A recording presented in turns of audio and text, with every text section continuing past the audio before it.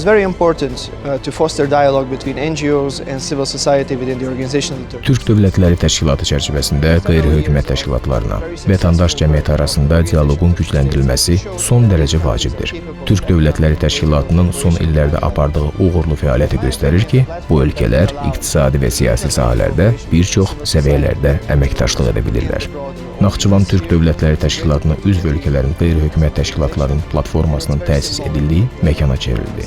Düşünürəm ki, bu həm çox vacib, həm də vaxtında atılmış addımdır və inanıram ki, qarşıdakı illərdə bu platforma çərçivəsində daha böyük əməkdaşlıqların və müsbət nəticələrin şahidi olacağıq. Diqqətinizə görə təşəkkür edirəm.